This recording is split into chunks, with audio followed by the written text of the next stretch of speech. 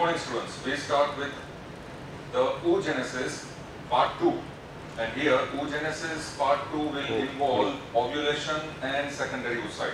So therefore we will start with oogenesis part 2, which will involve first ovulation. Now this ovulation we start from where we had left the Graafian follicle 10 mm in size in the last lecture, where it was located below the surface of ovary. So this 10 mm Graafian follicle at the time of ovulation will rupture, and because of, now we will go according to the flow chart, so it will be easier for us to understand. The Graafian follicle here, we will understand in this way, it will rupture. This Graafian follicle will rupture, as a result of which it will release secondary oocyte, and this secondary oocyte will enter the fallopian tube through its fimbriated end. So it will enter the fallopian tube through its fimbriated end,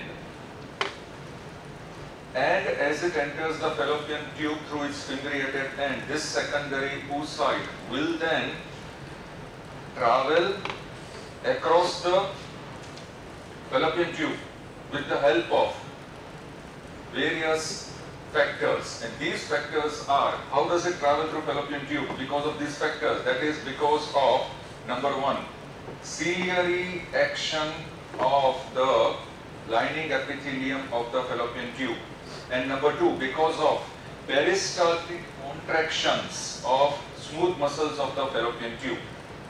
And along with these two factors, there will also be another factor which will help for the movement of the secondary oocyte in the fallopian tube, and that is active transcoelomic migration of secondary oocyte. So that will be known as active transcoelomic migration of secondary oocyte. So altogether these three factors will help in transmission of secondary oocyte through the fallopian tube. So it will travel through the fallopian tube, this secondary oocyte, with the help of these three factors. Now, we know that as Graafian follicle has ruptured, secondary oocyte has migrated, it has entered the fimbriated end of the fallopian tube, it will travel because of these three factors, and what happens will be, this ovulation, you need to understand. Now this ovulation, when the Graafian follicle ruptures and releases secondary oocyte, will take place exactly in the middle of a menstrual cycle. So supposing if the menstrual cycle is of 28 days, then ovulation will take place on 14th day. And this is the time on 14th day when Graafian follicle will rupture and it will release secondary oocyte, which will travel through the fallopian tube. This point you need to understand. Now what will happen? Now let us consider, supposing fertilization takes place. If fertilization takes place, here we will try and understand if there is fertilization taking place between spermatozoon and secondary oocyte, then there will be development of zygote. So now if fertilization takes place, what will happen will be the secondary oocyte at the time of fertilization will complete its second meiotic division. So as a result of fertilization, the secondary oocyte will immediately complete its second meiotic division. And what is that second meiotic division? We will understand once again with the same, here we come on this side, the same flow chart which we had drawn yesterday. We had drawn, I am taking it halfway, we are taking it from halfway where we show primary oocyte, which will be diploid. So it will have 44 XX chromosomes. Then it will undergo, here it will undergo the first meiotic division. So it will be a reduction division, which we have seen. And here this will be the secondary oocyte. Now this is the secondary oocyte, and here small cell which will be known as first polar body. Reduction division, so therefore the number of chromosomes will be reduced to half, 22x, 22x. Up till here was oogenesis 1. Now, what will happen is second meiotic division of secondary oocyte has taken place. It will take place. So, in the second meiotic division, here we will write down this is the second meiotic division of secondary oocyte because of fertilization.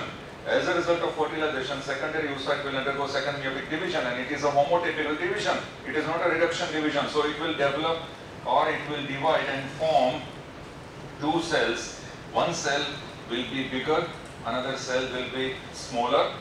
So, maximum cytoplasm will be here in this cell. This will be known as ovum. This is mature ovum, and this will be the second polar body. And here the number of chromosomes will remain the same. So, this mature ovum will contain 22 eggs. And here also second polar body 22 eggs. So total 23 in each cell. And therefore, now this mature ovum is developed or it is formed as a result of second meiotic division after fertilization. Now, here in this flow chart, we will mention that there will be formation of, here we will write down 22 eggs. And this 22 eggs will be mature ovum if fertilization has taken place. So therefore, secondary oocyte will be converted into mature ovum if fertilization has taken place. Now, we will understand one more thing if we come on this side. Sometimes, in some instances, in some cases, the first polar body will also undergo this division, second meiotic division. It will also undergo the second meiotic division. In those cases, it will develop into two polar bodies. It will develop into two polar bodies. They will have the same pattern of chromosomes, second meiotic division. This first polar body, in certain cases, rare cases, they will undergo, this first polar body will undergo second meiotic division to form two polar bodies. So, if you consider the entire flow chart of oogenesis, we will have mature ovum, and in rare cases we will have 1, 2 and 3 polar bodies.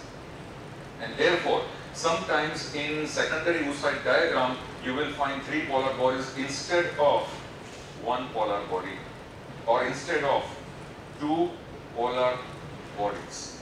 So therefore, the diagram of secondary oocyte is very important. So after completing this ovulation and after completing the pattern of oogenesis, the diagram of secondary oocyte is vital because sometimes you are asked, write or draw a diagram of secondary oocyte, write a short note on secondary oocyte, which is vital, which is very important. Now here, before we go to secondary oocyte, we will clear one more step. Here, this step you mentioned because of fertilization. What will happen in those cases where there is no fertilization? How will the oogenesis progress, or how will the oogenesis end if there is no fertilization? For that, we will pass from here and we will draw in this direction and we will write down no fertilization. So, if there is no fertilization taking place, then the secondary oocyte, which is released and which is present, which is migrating in the fallopian tube, will remain active for 24 hours. And after 24 hours, it will degenerate.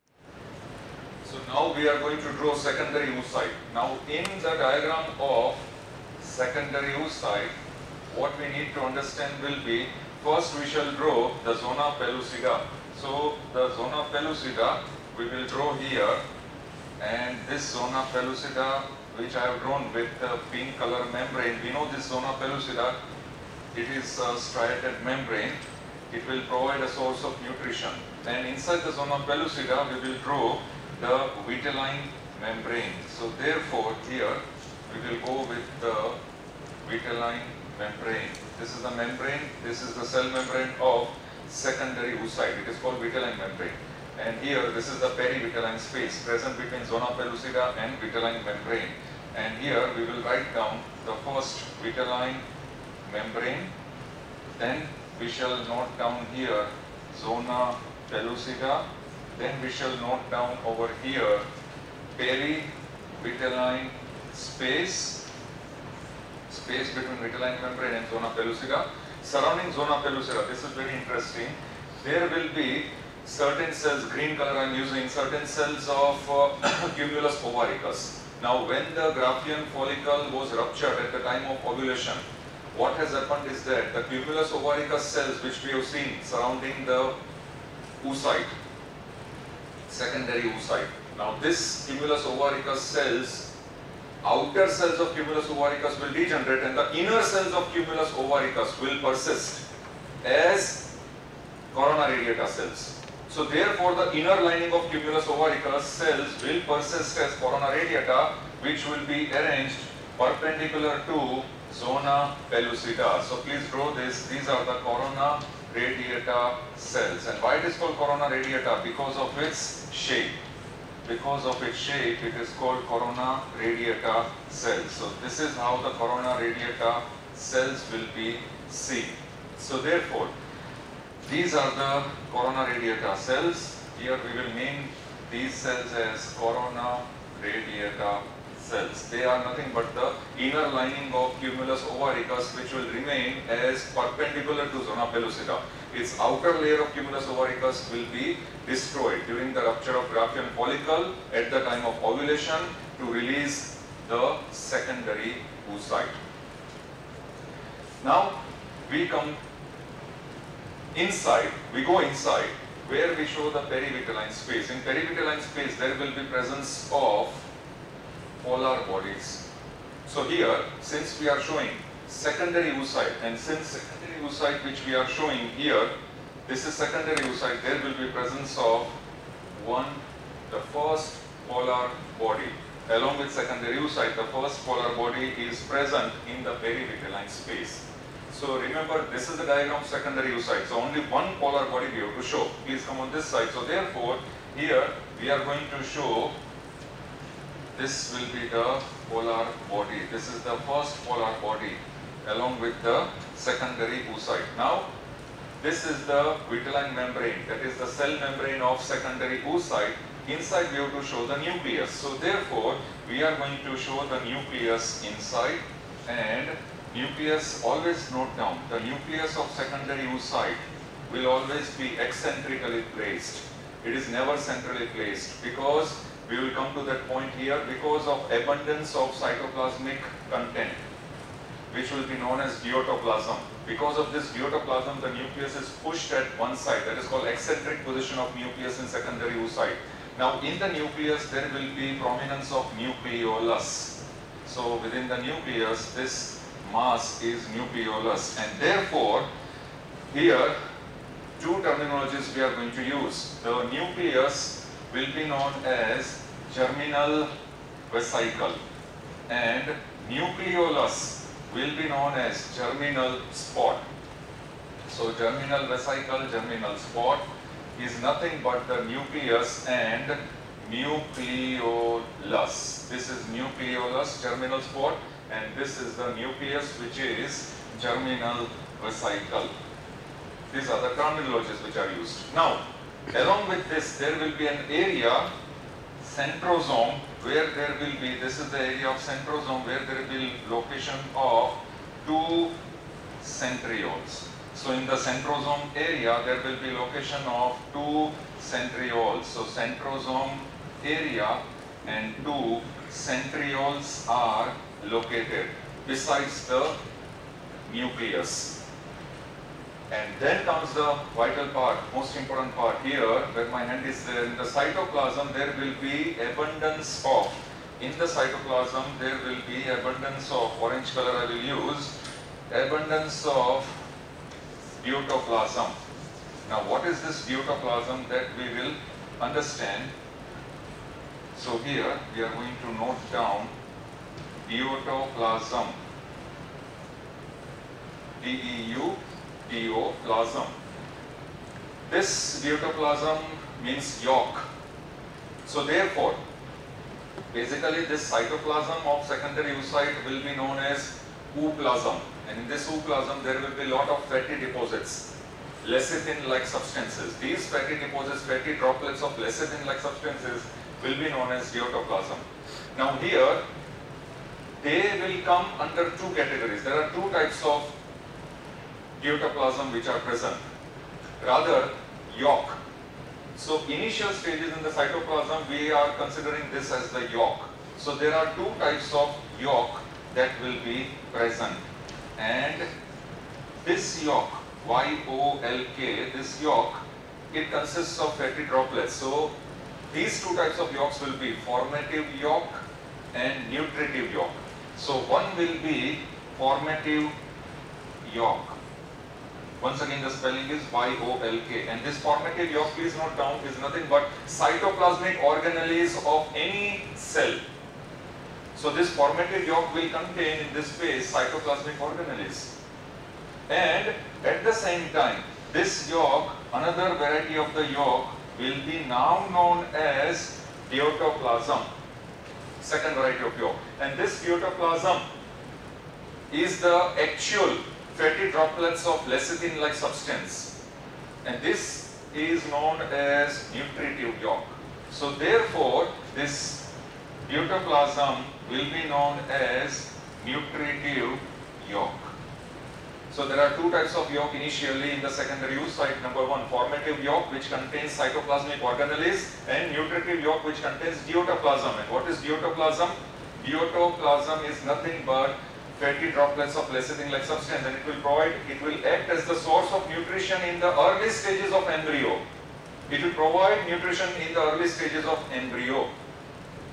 And this deutoplasm later on, it will degenerate and disappear. So therefore, human cells, the human secondary oocyte, human embryo, they are known as the deutoplasm of that particular feature. The human secondary oocyte is called microlecythal, because it is minimal in amount. Whereas those of birds, in case of birds, the yolk will provide as the major source of nutrition. There it will be known as macrolecythal.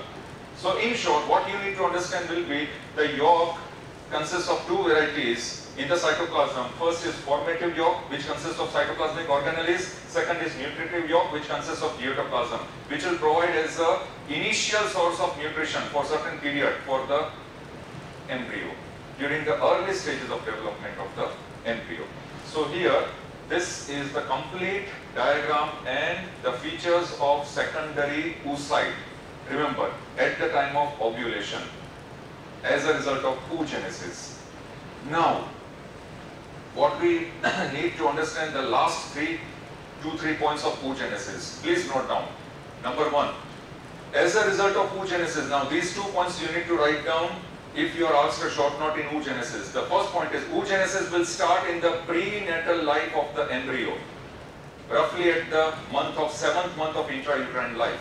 It will enter the prophase, and then this first meiotic division of oogenesis will be completed at the time of ovulation only. So please note down, the first meiotic division will start as prophase of first meiotic division in the 7th month of intrauterine life, that is prenatally, and it will be completed, first meiotic division of oogenesis will be completed at the time of ovulation. Second meiotic division of oogenesis will be completed only at the time of fertilization. So the second meiotic division is completed in oogenesis at the time of fertilization. These are the two important points which you need to understand. And the last point will be, as a result of oogenesis, which we have seen, please try and understand this. We started from primary oocyte, which was diploid, having 46 chromosomes. So diploid 46 chromosomes from primary oocyte, one will pass through one oogenesis cycle, as a result of which in the end it will develop into only one mature ovum, which is having 23 chromosomes, that is haploid in number, haploid in constituency. So therefore the diploid primary oocyte will develop into mature ovum throughout the process of oogenesis, and which will be haploid in nature. So one diploid will get converted into one haploid, and that will be the mature ovum as a result of oogenesis. So here we complete the entire oogenesis. Thank you. very much.